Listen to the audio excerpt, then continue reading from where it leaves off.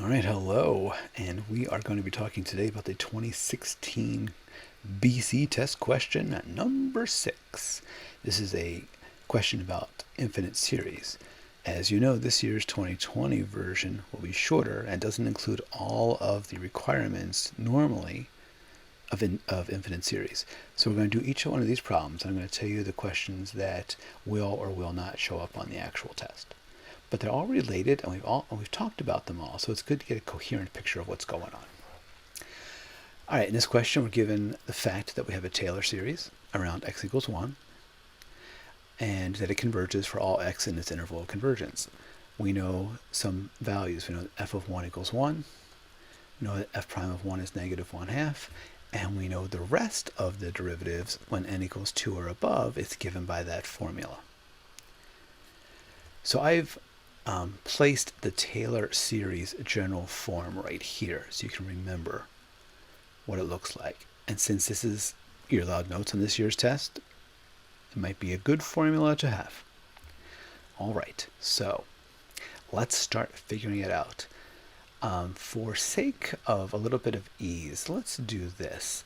I want to figure out the first 4 terms, what's given to us, not with the Taylor approximation, just the values and the derivatives. I know f of 1 is 1, was given. I know f prime of 1 is negative 1/2. That was given. The second derivative of 1, I got to use this formula. So as the second derivative, I'm going to use n equals 2. So negative 1 squared is a positive number. 2 minus 1 is 1, and 1 factorial is 1 over 2 squared, okay, because n equals 2. Here we're going to do the third derivative, n equals 3. So it's going to be negative 1 to the third power, so that is negative. And then 3 minus 1 is 2, so I have 2 factorial and 2 cubed. Now I don't do any simplifying yet because I'm going to be looking for patterns. So the easiest way to look for patterns is not simplify, see if we can come up with some ideas. All right, now I'm going to grab a super skinny pen because we need more room. Okay, here we go. So f of x is going to equal f of 1. Now if this seems redundant, it's only because I'm trying to, jog your memory, I suppose, or just get you back into the feel for infinite series. All right, so f prime of 1 times x minus 1, okay? The next term will be f double prime of 1 over 2 factorial x minus 1 squared, plus the next term, follow the same pattern, the third derivative over 3 factorial x minus 1 cubed. Now I'm going to stop there. I'm not going to worry about the general term yet because we're going to look for a pattern first. Okay, but 1, 2, 3, there's my 4 terms, and here's what we end up getting. We know f of 1 is 1. Oops, I'm going to erase that because I know f prime of 1 is negative 1/2. So it's negative 1/2 times x minus 1. All right. Now we'll be a little bit careful here. F prime of 1, I'm sorry, f double prime of 1 is 1 over 2 squared times, I got 1 over 2 factorial x minus 1 squared. And then I have the next term, f triple prime of 1 is negative 2 factorial over 2 cubed, okay, over 3 factorial x minus 1 cubed plus. Now I'm going to get that general term soon because I want to see if you can see the pattern now. So this is actually a good answer, but let's simplify a little bit to see if we can see a little pattern emerging.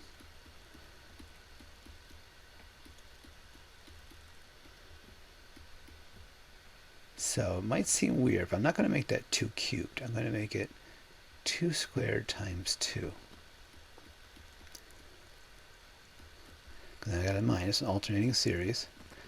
What's 2 factorial divided by 3 factorial? Okay, that 2 cube's going to stay here. But 2 factorial divided by 3 factorial. Remember, 3 factorial means 2 factorial, or 3 times 2 factorial.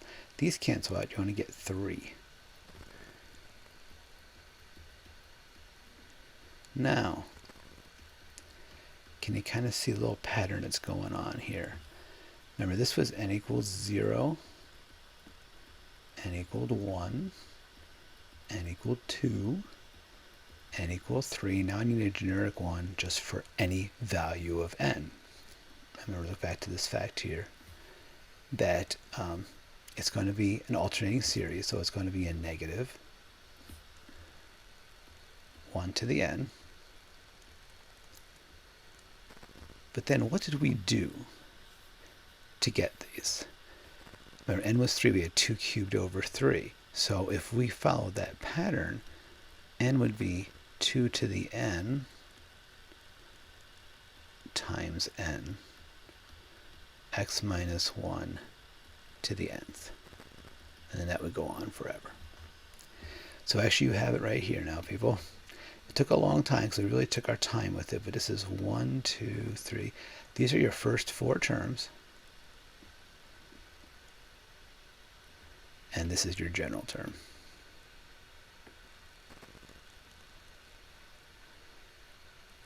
Okay.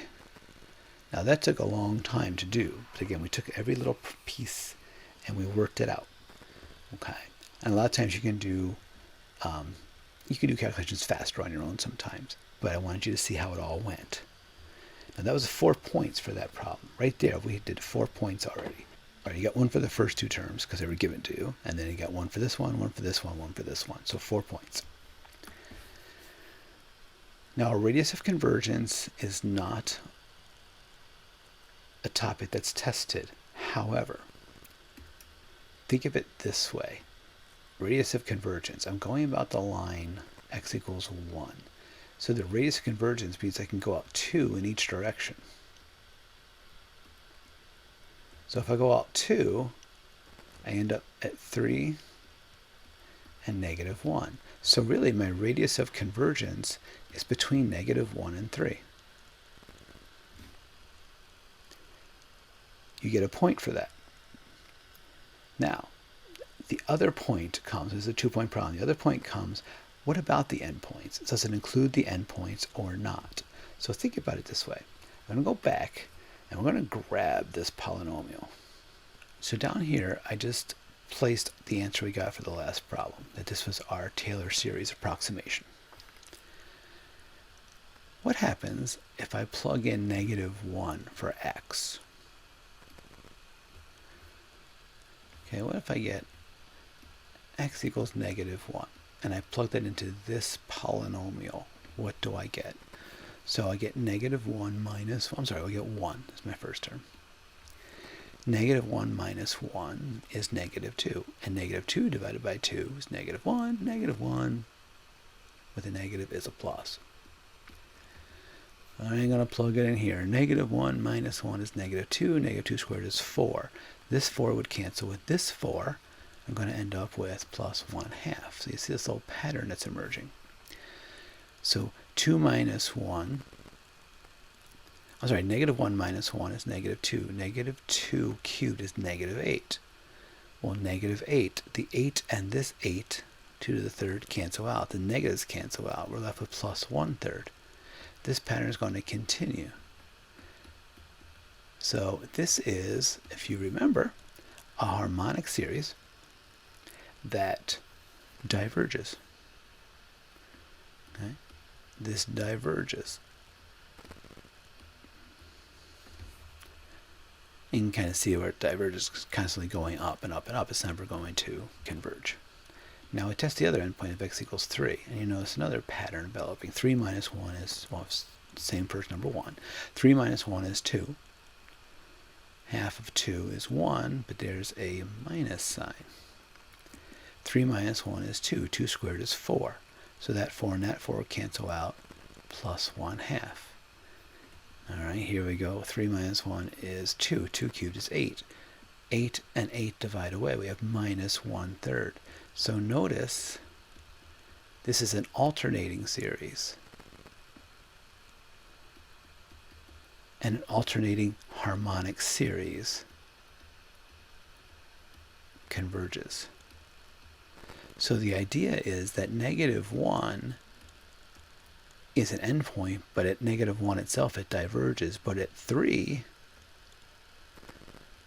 it converges, so this is part of your solution. So that's the interval of convergence. Now in this case you got a point for knowing the interval, which really geometrically is a pretty easy thing to see. And you got another point for showing that this one diverged and that one converged. All right. All right, a question here. Now let me take this polynomial again, because we're going to use it again. We're going to estimate f of 1.2 using the first 3 non-zero terms. So basically, all I'm doing here is I'm saying, all right, f of 1.2 is approximately, here we go, let's use the first 3 terms. The first term is 1.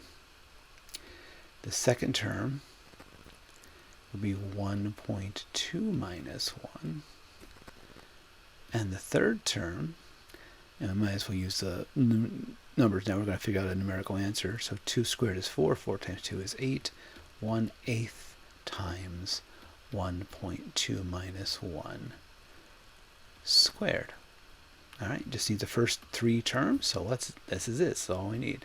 So let's calculate that. 1 minus, so 1/2 of, let's see, 1.2, that's 0.2. And 0.2.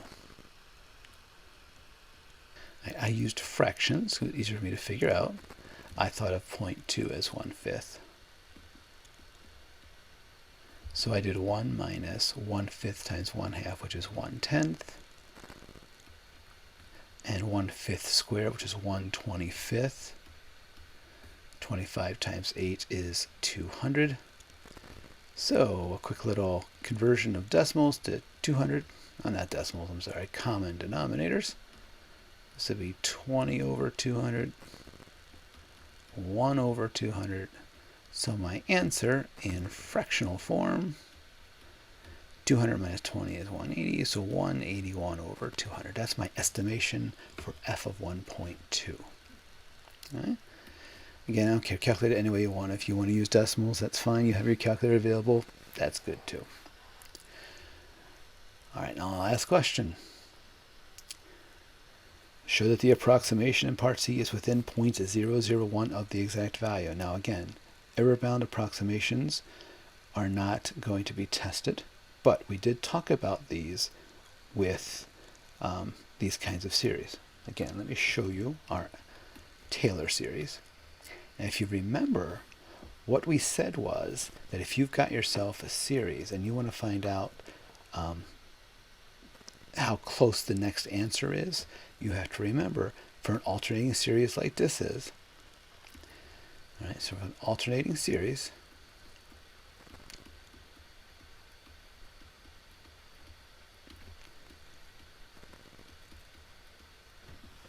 and you can tell that each term is getting smaller.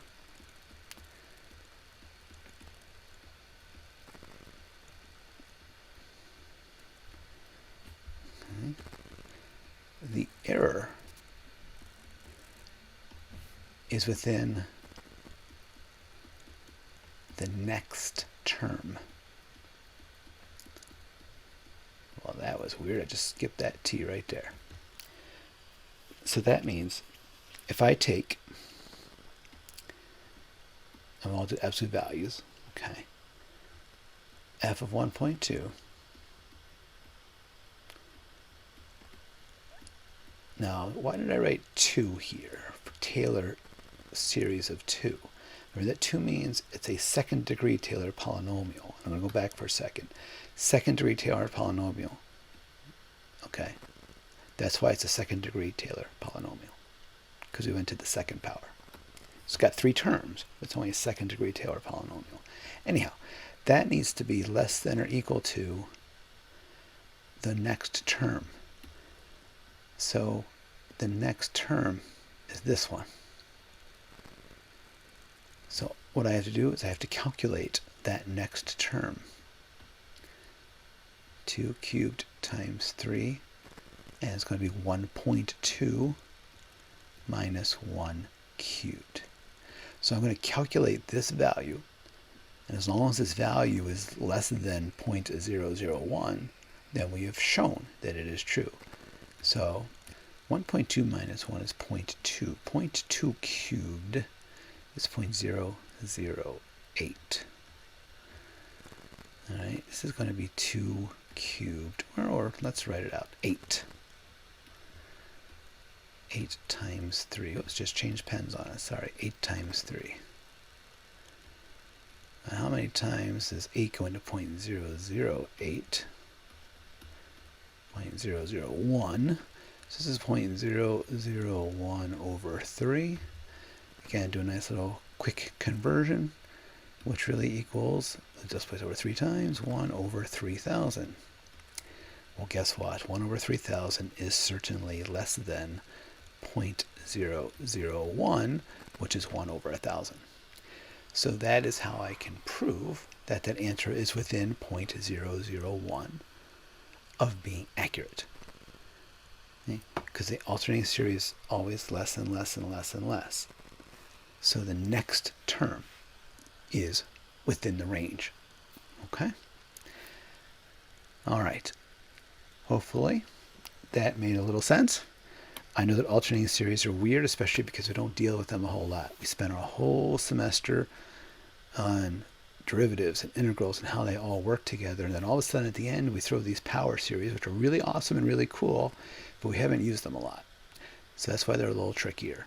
But especially for this problem, if you know how to write the Taylor series approximation like we did in part A, you're going to be doing very well. All right, thank you for listening, and tomorrow I'll post some more, and I hope you have a good day. Bye.